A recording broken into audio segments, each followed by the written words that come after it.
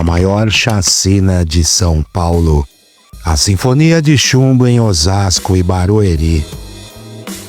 Bem-vindos ao Teatro do Absurdo, onde o figurino é uma touca ninja e o roteiro é escrito com pólvora e sangue. Preparem o estômago, se é que ainda lhes resta alguma sensibilidade neste matadouro chamado Brasil. Hoje não vamos falar de justiça, vamos falar de estatística, de vingança e do silêncio ensurdecedor que emana das biqueiras da grande São Paulo. Em agosto do ano de 2015, enquanto você talvez estivesse preocupado com o preço do dólar ou com o próximo capítulo da novela, um grupo de profissionais decidiu que a vida humana tinha um valor de face 10 por 1. Um policial morto, 10 civis no chão. É a matemática da barbárie, o algoritmo do extermínio operado por quem jurou te proteger. Em apenas 2 horas, 23 vidas foram ceifadas num raio de poucos quilômetros. Um mar de sangue que banhou Osasco e Barueri, deixando um rastro de 17 mortos oficiais em uma única noite de caça. Acomodem-se, o espetáculo da impunidade está apenas começando. Bem-vindos a mais um Maloca Pop.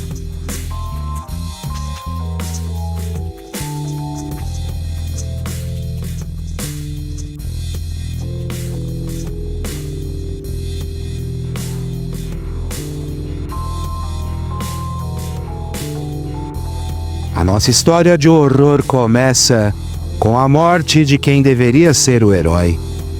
No dia 8 de agosto do ano de 2015, o cabo da Polícia Militar Admilson Pereira de Oliveira, de 42 anos, foi assassinado em um posto de gasolina em Osasco. Poucos dias depois, em 12 de agosto, o guarda civil municipal Jefferson Luiz Rodrigues da Silva, de 40 anos, caiu em Barueri.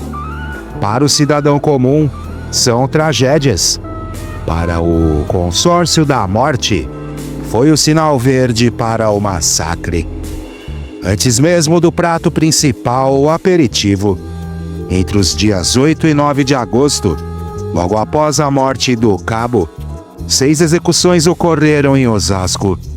PMs foram vistos em biqueiras, nos bairros Munhoz Júnior, Jardim Rockdale e Jardim Dávila, não para prender criminosos, mas para cobrar a pistola .40 roubada do colega morto. A mensagem era clara: se a arma não aparecesse, o sangue correria. E ele correu. E como correu! A noite fatídica foi a de 13 de agosto do ano de 2015. Entre as 21 e as 23 horas, homens encapuzados em carros e motos iniciaram uma peregrinação macabra por bares e ruas. O método era de uma eficiência burocrática assustadora. Eles chegavam, mandavam todos encostarem na parede e faziam a pergunta de ouro, entre aspas: quem aqui tem passagem pela polícia?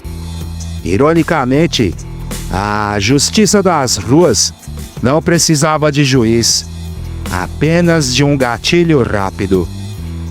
Na cidade de Osasco foram 15 mortos em 8 locais diferentes. Na cidade de Barueri, outros 3 foram executados dentro de um bar. Entre as vítimas, havia de tudo: trabalhadores registrados, pais de família, jovens de 17 anos e até uma adolescente de 15 anos que morreu dias depois no hospital. Michel do Amaral Ribeiro, morto em 8 de agosto em Carapicuíba, foi apenas um dos nomes em uma lista que a investigação tentou, a duras penas, ligar aos acusados. E quem eram os maestros desta sinfonia de chumbo? A força-tarefa apontou 4 nomes: Fabrício Eleutério, soldado da Rota; Tiago Renklein, do 42º Batalhão da Polícia Militar; Victor Cristilder Silva dos Santos, do 20º Batalhão da Polícia Militar; e o Guarda Civil Metropolitano Sérgio Manhanhã de Barueri. No ano de 2017, o primeiro ato de justiça foi encenado. Fabrício Eleutério foi condenado a 255 anos, 7 meses e 10 dias. Tiago Renklein recebeu 247 anos, 7 meses e 10 dias. Sérgio Manhanhã foi sentenciado a 100 anos e 10 meses. Em 2018, Victor Cristilder, o famigerado Boy, foi condenado a 119 anos, 4 meses e 4 dias. Penas que somam mais de 600 anos. Um número lindo no papel, não é mesmo? Mas lembrem-se, no Brasil a lei só permite que alguém fique 30 anos atrás das grades. Um super desconto na conta da morte. Que pechincha! Mas o roteiro teve uma reviravolta digna de suspense barato. As defesas recorreram, alegando que as condenações foram contra as provas dos autos. E o Tribunal de Justiça, em sua infinita sabedoria, anulou os julgamentos de Cristilder e Manhanhã no ano de 2019. Em fevereiro do ano de 2021, em meio à pandemia, ocorreu o novo júri. O resultado: a absolvição total. Os 7 jurados decidiram que não haviam provas suficientes para ligá-los ao massacre de 13 de agosto. Cristilder também já havia sido absolvido pela morte de Michel Ribeiro no ano de 2020. O Ministério Público falou em ato terrorista, mas os réus saíram pela porta da frente, com alvarás de soltura nas mãos.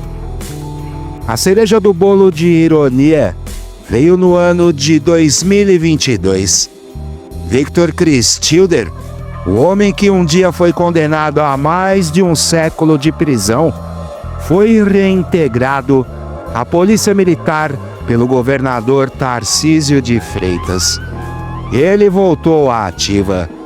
Já Manhanhã seguiu na Guarda Civil Municipal, mesmo após a primeira condenação. Enquanto isso, as famílias das vítimas ficam com o vazio, a tristeza e a saudade.